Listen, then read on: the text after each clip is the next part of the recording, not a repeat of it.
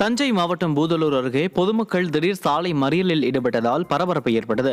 வெண்ணமங்கலம் வடக்கு தெருவில் 20க்கும் மேற்பட்ட குடும்பங்கள் வசித்து வரும் நிலையில் சாலையை தனிநபர்கள் ஆக்கிரமிப்பு செய்து இடையூறு ஏற்படுத்துவதாக மாவட்ட நிர்வாகம் மற்றும் வருவாய்த்துறையினரிடம் மனு அளித்தனர். மேலும் வருவாய்த்துறையினர் சாலையை சரியாக அளவீடு செய்யவில்லை என தெரிவித்து திருக்காட்டுப்பள்ளி சாலையில் திடீரென தரையில் அமர்ந்து சாலை மறியல் போராட்டத்தில் ஈடுபட்டனர். நாமக்கல் மாவட்டம் ராசிபுரம் அரசு மருத்துவமனையில் பிரசவ வார்டில் உள்ள தாய்மார்களுக்கு அதிமுக முன்னாள் அமைச்சர் சரோஜா ஊட்டச்சத்து பெட்டகத்தை வழங்கினார். ராசிபுரம் அரசு மருத்துவமனையில் உள்ள பிரசவ வார்டில் உள்ள தாய்மார்களை அதிமுக முன்னாள் அமைச்சர் சரோஜா சந்தித்து நலம் விசாரித்தார். இதைத் தொடர்ந்து தாய்மார்களுக்கு ஊட்டச்சத்து பெட்டகத்தையும் அதிமுக முன்னாள் அமைச்சர் வழங்கினார். பின்னர் பிரசவ வார்டு பகுதியில் பரிசோதனைக்காக காத்திருந்த கர்ப்பிணி பெண்களிடம் நலம் விசாரித்தார். அப்போது கழக நிர்வாகிகள் சிலர் உடனிருந்தனர்.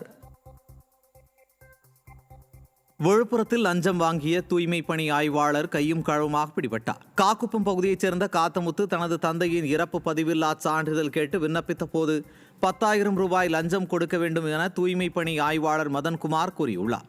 இதையடுத்து காத்தமுத்து லஞ்ச ஒழிப்புத்துறையில் புகார் அளித்த நிலையில் அவர்களது ஆலோசனைப்படி லஞ்ச பணத்தை கொடுக்கும்போது மதன்குமார் கையும் களவுமாக பிடிபட்டார்.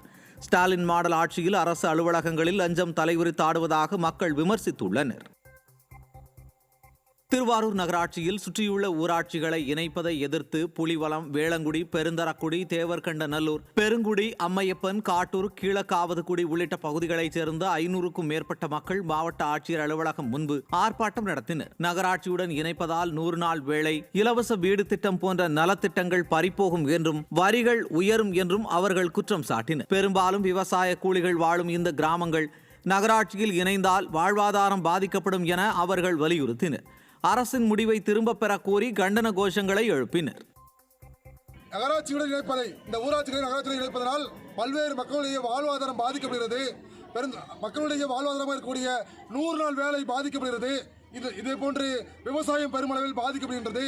இதனை கருத்தில் கொண்டு தமிழக அரசும் மாவட்ட நிர்வாகமும் உடனடியாக நகராட்சியுடன் இணைக்கும் திட்டத்தினை கைவிட வேண்டும் என்ற கோரிக்கையை முன்வைத்து இன்று இந்த பேரணி நடத்திக் கொண்டிருக்கிறோம். சேலம் மாநகராட்சி 2வது வார்டு தெய்வானை நகர் பகுதியில் கழிவுநீர் கால்வாய் உள்ளிட்ட அடிப்படை வசதிகள் செய்து தரப்படவில்லை என குற்றம் சாட்டி அப்பகுதி மக்கள் சாலை மறியலில் ஈடுபட முயன்றனர். தெய்வானை நகர் பகுதியில் சாக்கடை வசதி இல்லாமல் வீடுகளின் முன் குழிகளில் கழிவுநீர் தேங்கி நிற்பதாகவும் அதனால் வீட்டு அஸ்திவாரம் பாதிக்கப்படுவதுடன் நோய்கள் பரவும் சூழ்நிலை உருவாகியுள்ளது என பொதுமக்கள் குற்றம் சாட்டியுள்ளனர். மேலும் இதுகுறித்து பலமுறை மனு அளித்தும் நடவடிக்கை எடுக்காததால் ஆவேசம் அடைந்த பொதுமக்கள் சாலைக்கு வந்து போராட்டம் நடத்த முயன்றனர். அப்போது சம்பவ இடத்திற்கு வந்த மாநகராட்சி நிர்வாகத்தினர் பேச்சுவார்த்தை நடத்தி மக்களை சமாதானப்படுத்தினர். திருவண்ணாமலை மாவட்டம் ஆரணி கோட்டாட்சியர் அலுவலகம் முன்பு வருவாய்த்துறை அதிகாரியை கண்டித்து விவசாயிகள் ஆர்ப்பாட்டத்தில் ஈடுபட்டனர். தனது வீட்டு மனை நிலப்பட்டா பெயர் மாற்றக்கோரி வட்டாட்சியர் அலுவலகம் சென்றபோது அங்குள்ள பெண் ஊழியர் தரக்குறைவாக பேசியதாக கூறப்படுகிறது. இதையடுத்து விவசாயியை ஒருமையில் பேசிய அதிகாரி மீது நடவடிக்கை எடுக்க கோரி 50க்கும் மேற்பட்ட விவசாயிகள் கோட்டாட்சியர் அலுவலகத்தை முற்றுகையிட்டதால் பரபரப்பு ஏற்பட்டது.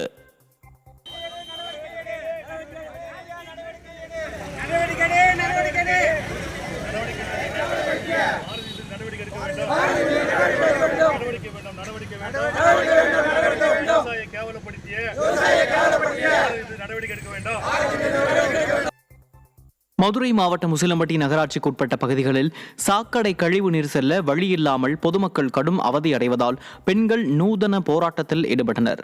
உசிலம்பட்டி நகராட்சிக்கு உட்பட்ட 8வது வார்டு பகுதிகளில் சாக்கடை கால்வாயை தனிநபர் இடைமறித்து வீடு கட்டிய நிலையில் கழிவு நீர் வெளியேற வழியில்லாமல் தேங்கி துர்நாற்றம் வீசுவதோடு நோய் தொற்றும் அபாயம் ஏற்பட்டுள்ளது. இதுகுறித்து பலமுறை புகார் அளித்தும் அதிமுக வார்டு என்பதால் வேண்டுமென்றே திமுக நகராட்சி நிர்வாகம் புறக்கணிப்பதாக பெண்கள் கழிவு நீரில் நாற்று நடும் நூதன போராட்டத்தில் ஈடுபட்டனர். திண்டுக்கல் மாவட்டம் கொடைக்கானலில் மலைப்பூண்டுக்கு உரிய விலை கிடைக்காததால் மலைவாழ் விவசாயிகள் கவலை அடைந்துள்ளனர். கொடைக்கானல் மலை கிராமங்களில் பல ஏக்கர் பரப்பளவில் புவிசார் குறியீடு பெற்றுள்ள மலைப்பூண்டு சாகுபடி செய்யப்படும் நிலையில் அதிக விளைச்சல் கண்ட போதிலும் சைனா பூண்டு அதிக அளவில் இறக்குமதி செய்யப்படுவதால் மலைப்பூண்டு விலை வீழ்ச்சி அடைந்துள்ளது. இதனால் 400 முதல் 500 ரூபாய் வரை விற்பனை செய்யப்பட்ட 1 கிலோ மலைப்பூண்டின் விலை தற்போது 150 முதல் 200 ரூபாய் வரை மட்டுமே விற்கப்படுவதால் மலைவாழ் விவசாயிகள் கவலை அடைந்துள்ளனர்.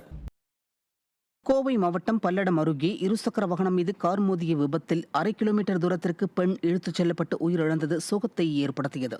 ஐயம்பாளையம் பிரிவில் பல்லடம் வழியாக கோவை நோக்கி சென்ற கார் முன்னே சென்ற பைக் மற்றும் ஸ்கூட்டர் மீது மோதி நிற்காமல் சென்றது. இதில் பைக்கில் பயணித்தவர் காயங்களுடன் தப்பினார். ஆனால் ஸ்கூட்டரிலிருந்து தூக்கி வீசப்பட்ட பெண் காரின் முன்பகுதியில் சிக்கி 1/2 கிலோமீட்டர் தூரம் இழுத்துச் செல்லப்பட்டதில் உயிரிழந்தார். இதில் நிற்காமல் சென்ற காரை பொதுமக்கள் சிறைப்பிடித்து கார் ஓட்டுநரை போலீசாரிடம் ஒப்படைத்தனர்.